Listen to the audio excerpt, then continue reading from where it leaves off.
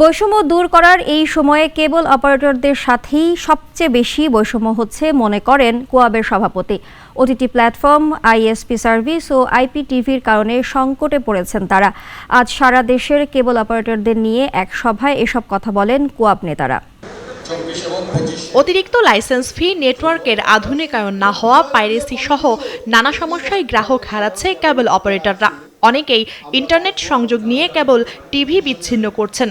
এতে গ্রাহক হারাচ্ছে এই শিল্পটি। আজ রাজধানীর লেডিস ক্লাবে এসব সমস্যা তুলে ধরেন সারা দেশ থেকে আসা কেবল অপারেটররা। বিটিআরসির কাছে 5 দফা দাবি পেশ করেন তারা। আমাদের প্রত্যেকের বিজনেস কেবল অপারেটররা ইদানিং গ্রাহক হারাচ্ছে, দিন দিন ব্যবসা খারাপ হচ্ছে। অনলাইন প্ল্যাটফর্মে টিভি চ্যানেল দেখার সুযোগ থাকায় এই অবস্থার আরও অবনতি হচ্ছে। তাই কেবল অপারেটর আইন 7-এর 6 ধারা বাতিলের ওপর জোর দেন ব্যবসায়ীরা। এই কেবল অপারেটর এমন একটি গ্রহ থেকে এসেছে যে গ্রহে যে আমাদেরকে এই দেশের আমাদের সাংবিধানিক যে অধিকার, সেই অধিকারটাকে ক্ষুণ্ণ করা হয়েছে। যে আমরা একটা ব্যবসা করতে পারবো না, আমরা আইএসপি ব্যবসা করতে পারবো না। প্রযুক্তির সাথে যদি আমি না যেতে পারি তাহলে আমার এই ব্যবসা তো ধ্বংস হয়ে যাবে।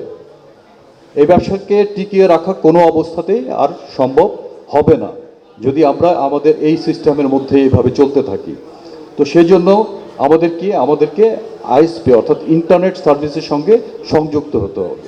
এছাড়াও ওটিটি প্ল্যাটফর্ম, আইপিটিভির বিরুদ্ধে ব্যবস্থা নেওয়া ও ডিজিটাইজেশন করার কথা বলেন তারা।